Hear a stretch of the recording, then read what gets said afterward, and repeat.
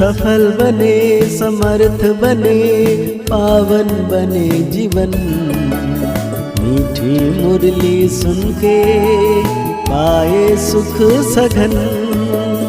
आज का चिंतन, आज का चिंतन। ओम शांति। Good morning. ज्ञान का सागर सर्वशक्तिवान बाबा, जिनकी यादों से आत्मा पवित्र बन जाती है, जिनकी याद से जन्म जन्म के पाप कट जाते हैं, ऐसा मीठा बाबा आज हम बच्चों को कह रहे हैं, अव्यभिचारी याद से ही तुम्हारी अवस्था अचल अडल बनेगी। पुरुषार्थ करो एक बाप के सिवाय दूसरा कुछ भी याद ना आए। साथ में बाबा आज हम बच्चों को पूछ रहे हैं, शिव बाबा कौन सी सर्विस करते हैं और तुम बच्चों को क्या करना है? बाबा कहते हैं, संगम पर शिव बाबा अभी सभी आत्माओं को कब्र से निकालते हैं। आत्माएं अर्थात जो देह अभिमान में आकर पतित बन गई, उन्हें पतित से पावन बनाने की सर्विस करते हैं। तुम बच्चे भी बाप के साथ साथ सबको शांति धाम और सुख धाम का रास्ता बताने के लिए लाइट हाउस बनो। तुम्हारी एक आंखों में मुक्ति और दूसरी आंखों में जीवन मुक्ति हो। बाबा ने बहुत प्यारा सा गीत याद किए हैं। किसने ये सब खेल रचाया, सब करके खुद को छिपाया। किसने ये सब खेल रचाया। भक्ति ये वास्तव में भक्ति मार्ग का गीत है। कोई है जरूर जिसकी यह महिमा है। बच्चे अच्छी रीति समझ सकते हैं कि यह बाप ही है जो सब कुछ करते हैं। करन करावन हार है। सिख लोग बहुत महिमा गाते हैं क्योंकि नया धर्म है और यह है बहुत पुराना धर्म। गाते हैं एक ओंकार। ओम का अर्थ भी बाबा ने बहुत अच्छी रीति समझाया है। वो तो बहुत लंबा चौड़ा अर्थ कर देते हैं। मैं कहता हूं, मैं परमात्मा परमधाम का रहने वाला हूं। मैं पुनर्जन्म में नहीं आता हूं, तुम पुनर्जन्म में आते हो। बाबा हम बच्चों से बात कर रहे हैं। बाबा कहते हैं ज्ञान, भक्ति और वैराग। अब वैराग दो प्रकार का होता है। सन्यासियों का है हद का वैराग। घर बार छोड़कर जाकर जंगल में बैठते हैं, फिर वो गुप्त मदद करते हैं। भारत का बहुत फायदा करते हैं। जैसे विनाश के लिए कहा जाता है तो इनसे स्वर्ग के गेट खुलते हैं। वैसे यह भी पवित्रता की मदद करते हैं, इसलिए ड्रामा में उन्हों की महिमा है। भागते हैं जैसे अभी पवित्रता के लिए कहते हैं, लेकिन सन्यासी जो पवित्रता धारण किए तो ड्रामा में उनकी महिमा है। अब आप कहते हैं यह ज्ञान प्राय लोप हो जाता है, तो उनका है हद का वैराग, तुम्हारा है बेहद का। तुम्हें बेहद का बाप वैराग दिलाते हैं। और कैसा वैराग? गृहस्थ व्यवहार में रहते सिर्फ बुद्धि से भूलना है। यह तो पुराना शरीर है। अब 84 जन्म पूरे हुए हैं। देह से देह के सब धर्मों, सर्व संबंध को भूलना है। अपने देह को भी याद नहीं करना है। अपने को देही समझना, मतलब मैं आत्मा हूं।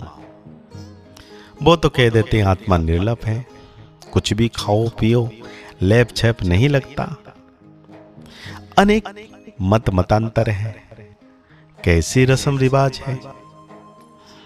जिसने जो मत चलाई वो चल पड़ती है। जैसे यहाँ कोई आदिदेव को महावीर कहते हैं, महावीर फिर हनुमान को भी कहते हैं। वास्तव में तुम सब महावीर महावीरियां हो जो माया पर जीत पाते हो। श्रीमत पर पुरुषार्थ करते हो। तुमको अपनी अवस्था ऐसे रखनी है जैसे अंगद को रावण हिला ना सका। ऐसे महावीर, तुम महावीर को भी भल कितना भी माया का तूफान लगे परंतु हिलना नहीं है। यह अवस्था अभी नहीं होगी, पिछाड़ी में ऐसी अवस्था होनी है। कितने भी विकल्प के तूफान आए लेकिन अडल रहना है। अब ये विचारी याद रहे और किसी की याद ना आए। इसमें मेहनत बहुत करनी है। पिछाड़ी में ही अचल अडल बनेंगे। अचल घर याद है ना, उसके ऊपर गुरु शिखर है। अभी तुम समझते हो ऊंचे ते ऊंचे है शिबावा, वो है रचयिता। पहले पहले क्या रचते हैं वो भी बुद्धि में रखना है। ऊंचे ते ऊंचे शिव बाबा, फिर है ब्रह्मा विष्णु शंकर। बाबा कहते हैं तुम हो मनुष्य को रास्ता दिखाने वाले लाइट हाउस। पहले पहले जाना है स्वीट होम। अभी नाटक पूरा होता है। तुम बच्चे जानते हो कि यह सच्ची गीता आदि क्यों बनाते हैं। जो कच्चे हैं वो पढ़कर पक्के बने, बाकी तो यह सब खत्म हो जाने, फिर वही गीता आदि निकलेगी। गीता का एक श्लोक उठाकर उसका अर्थ करते जाते हैं। गीता में तो है भगवानोवाच, गीता भगवान ने सुनाई थी परंतु समझते नहीं हैं।